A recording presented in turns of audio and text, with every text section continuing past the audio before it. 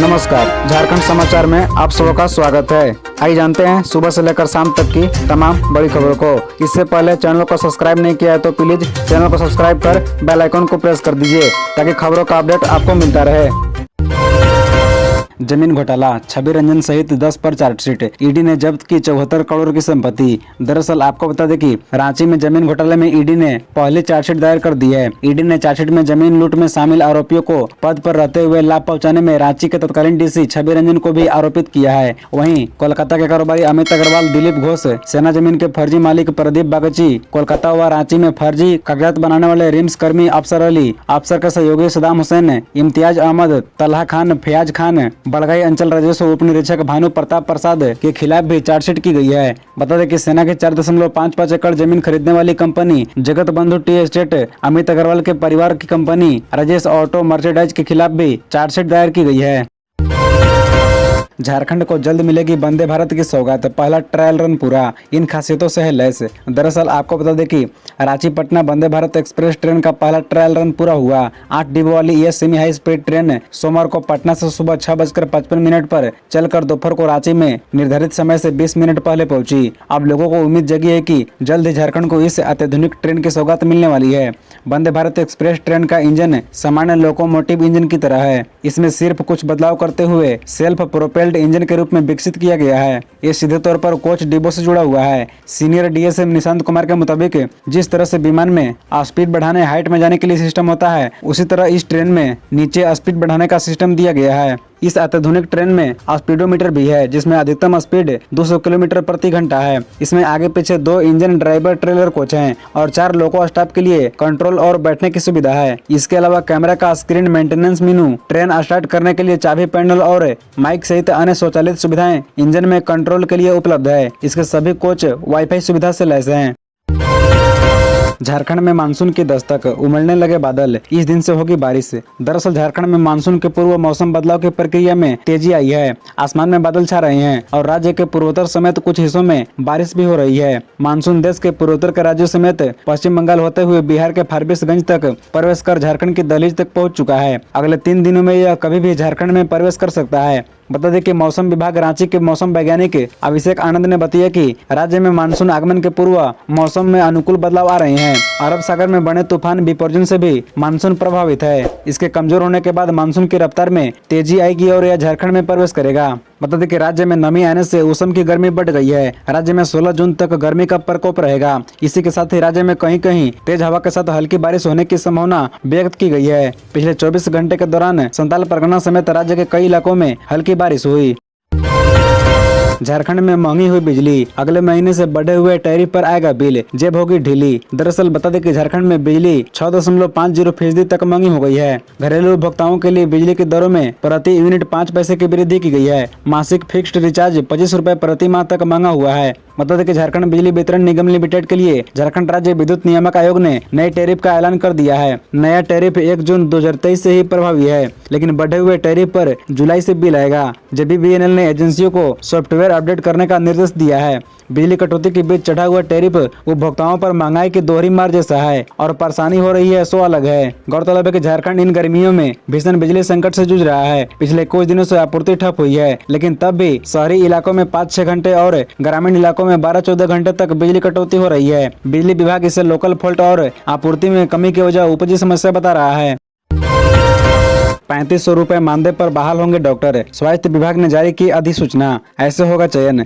दरअसल आपको बता दें कि झारखंड में 3500 रुपए के मानदेय पर डॉक्टरों को बहाल किया जाएगा। स्वास्थ्य विभाग द्वारा जारी अधिसूचना के मुताबिक शहरी इलाकों में पॉली क्लिनिक में अब एक्सपर्ट डॉक्टर की बहाली की जाएगी। पहले चरण में जमशेदपुर शहरी इलाकों में 6 पॉली क्लिनिक में 6 विशेषज्ञ चिकित्सकों की तैनाती होनी है, जिसमें मेडिसिन, महिला रोग विशेषज्ञ, शिशु रोग विशेषज्ञ, नेत्र रोग विशेषज्ञ, चर्म रोग विशेषज्ञ और मनोचिकित्सक शामिल हैं। 19 जून को वॉक इन इंटरव्यू के आधार पर डॉक्टरों की बहाली होगी। बता दें कि इसके लिए सिविल सर्जन की अध्यक्षता में गठित चयन कमेटी अभ्यर्थियों का इंटरव्यू लेगी। बहाल में 65 साल तक चिकित्सक आवेदन कर सकते हैं। स्वास्थ्य विभाग द्वारा जारी अधिसूचना के मुताबिक अभ्यर्थी के पास भारतीय चिकित्सा परिषद से मान्यता प्राप्त मेडिकल कॉलेज से संबंधित विषयों में स्नातकोत्तर की डिग्री अथवा डिप्लोमा जैसी MD, MS, DNB, MCH, DM की डिग्री और MCI, NMC से निबंधित होना जरूरी है।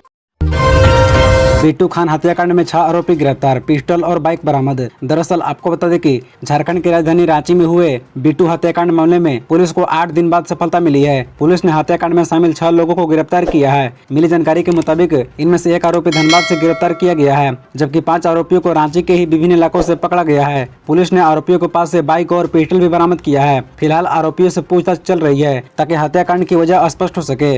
दरअसल आपको बता दें कि बीते मंगलवार को राजधानी के बरियातू थाना क्षेत्र अंतर्गत एदलहातू में बिट्टू खान की सरेआम गोली मारकर हत्या कर दी गई थी। गौरतलब है कि बिट्टू खान भी हिस्ट्री शीटर था और कालू लामा गैंग के साथ उसका विवाद था।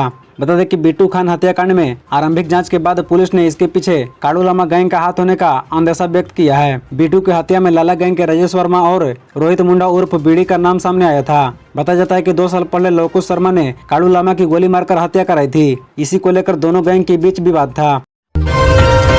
झारखंड पर पूछे गए किस सवाल पर असहज हो गए बाबूलाल मरांडी। दरअसल झारखंड में बीजेपी विधायक दल के नेता और राज्य के प्रथम मुख्यमंत्री बाबूलाल मरांडी ने अपने हालिया मध्य प्रदेश दौरे का जिक्र करते हुए हेमंत सोरेन सरकार पर निशाना साधा है। बाबूलाल मरांडी ने कहा कि दूसरे राज्यों में झारखंड की पहचान खनिज संपदा से भरपूर मेहनतकश लोगों के राज्यों के तौर पर नहीं बल्कि लूट और भ्रष्टाचार में सने प्रदेश के तौर पर हो रही है। बाबूलाल मरांडी ने कहा कि हाल ही में मैं जब मध्य प्रदेश गया था तो झारखंड के संदर्भ में पूछे गए सवालों पर असहज हो गया और समझ नहीं आया कि क्या जवाब दूं। गौरतलब है कि झारखंड की सियासत में इन दिनों बीजेपी और झामुमो के बीच जुबानी जंग जारी है। दोनों पार्टियों में एक ओर से जहां बाबूलाल मरांडी ने मोर्चा संभाल रखा है तो वहीं दूसरी ओर झामुमो की तरफ से केंद्रीय महासचिव सुप्रियो भट्टाचार्य हमलावर होते हैं। उन्होंने हाल ही में मणिपुर हिंसा के लिए बीजेपी सरकार को जिम्मेदार ठहराते हुए राष्ट्रपति शासन लगाने की मांग की।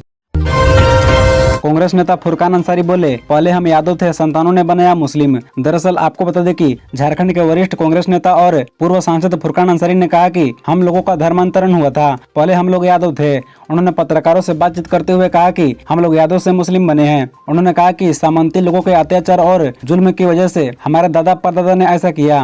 उन्होंने कहा कि मुस्लिम समुदाय में जो मंडरीय जाति है वह पहले मंडल सरनेम लिखने वाला समाज था। उन्होंने कहा कि तब के वे सामंतवादी लोगों ने इतना अत्याचार किया कि हम लोग मुस्लिम बन गए। उन्होंने कहा कि औरंगजेब ने जबरन हमारा धर्मांतरण नहीं कराया बल्कि बहुत सौहार्दपूर्ण तरीके से हमारा कन्वर्जन हुआ है, क्योंकि हिंदू समाज में हमारे साथ बहुत ज्यादती हो रही थी। उन्होंने कहा कि उस समय बहुत सारे यादव, महतो और मंडल लोग कन्वर्जन द्वारा मुस्लिम बन गए और यह तलवार के बल पर नहीं हुआ बल्कि स्वेच्छा से हुआ। साथ में फुरकान अंसारी ने यह भी कहा कि सामंतों ने गरीबों को बहुत सताया, बहुत जुल्म किए, गरीबों की बहू बेटी को अपनी बहू बेटी नहीं समझा और उनका शोषण किया। पंकज मिश्रा की तबीयत खराब, बाबूलाल ने हेमंत पर साधा निशाना, कहा यूज एंड थ्रो मत करिए। दरअसल भारतीय जनता पार्टी के वरिष्ठ नेता और विपक्ष के नेता बाबूलाल मरांडी ने हेमंत सोरेन सरकार पर निशाना साधा है। एक के बाद एक किए गए 3 ट्वीट में बाबूलाल मरांडी ने हेमंत के विधायक प्रतिनिधि पंकज मिश्रा, दूसरे राज्यों में झारखंड की बन रही छवि और झारखंड की शराब नीति पर हुए घोटाले को लेकर निशाना साधा है। बता दें कि हेमंत सोरेन के विधायक प्रतिनिधि पंकज मिश्रा की खराब होती तबीयत पर हेमंत सोरेन से बेहतर इलाज की अपील करते हुए बाबूलाल मरांडी ने कहा कि खबर आ रही है कि साहिबगंज 1000 करोड़ खनन घोटाले के प्रमुख आरोपी पंकज मिश्रा, जो मुख्यमंत्री हेमंत सोरेन जी के विधायक प्रतिनिधि हैं, जिनका तबीयत ज्यादा खराब है, कैदी के रूप में उन्हें इलाज के लिए दिल्ली ले जाया गया है। उनका स्वस्थ रहना बेहद जरूरी है। मुख्यमंत्री हेमंत जी से अनुरोध है कि आप यूज एंड थ्रो मत करिए। पंकज मिश्रा को यूं ही उसके हाल पर भगवान भरोसे मत छोड़िए। आपका फर्ज और कर्तव्य है कि व्यक्तिगत रूप से ध्यान देकर पंकज मिश्रा को बेहतर इलाज मुहैया कराने का इंतजाम कराइए। आखिरकार जिस लूट महापाप की सजा वो भुगत रहा है उसके सरगना भी तो आप ही हैं। नए भवन में झारखंड हाईकोर्ट की कार्यवाही शुरू, चीफ जस्टिस बोले नो प्लास्टिक जोन बने, इको फ्रेंडली कैंपस। दरअसल झारखंड हाईकोर्ट के धुरवा स्थित न्यू बिल्डिंग इको फ्रेंडली है, इसे इको फ्रेंडली ही रहने दे। कैंपस तथा बिल्डिंग के अंदर प्लास्टिक का उपयोग पूरी तरह से बंद हो, इसके लिए आप भी अपना सुझाव दें कैसे प्लास्टिक का उपयोग बंद किया जाए। प्लास्टिक के बोतल में पीने की पानी का उपयोग नहीं हो। कैंपस को नो प्लास्टिक जोन बनाया जाना चाहिए। बता दें कि उक्त बातें झारखंड हाईकोर्ट के चीफ जस्टिस संजय कुमार मिश्र ने कही। वो सोमवार को कोर्ट नंबर 1 के समीप सेंट्रल लॉबी में आयोजित वरीय अधिवक्ताओं को सम्मान समारोह को संबोधित कर रहे थे। चीफ जस्टिस ने न्याय के क्षेत्र में वरीय अधिवक्ताओं के त्याग और तपस्या की सराहना करते हुए कहा कि यदि व्यवस्था में कुछ कमियां हैं तो उन्हें शीघ्र दूर कर लिया जाएगा। इससे पूर्व चीफ जस्टिस श्री मिश्र सहित अन्य सभी न्यायाधीशों ने वरीय अधिवक्ताओं को शॉल उठाकर सम्मानित किया और हाईकोर्ट के नए भवन व पुराने भवन की फोटो स्मृति के रूप में प्रदान किया। डीसी हो या बीसी, कोई झारखंड का भला नहीं चाहते, मिटा रहे हैं पहचान। जयराम महतो राज्य में नियोजन की स्पष्ट नीति बनाने की मांग करते हैं। उनका कहना है कि राज्य में भाषा संस्कृति को नष्ट करने की कोशिश हो रही है।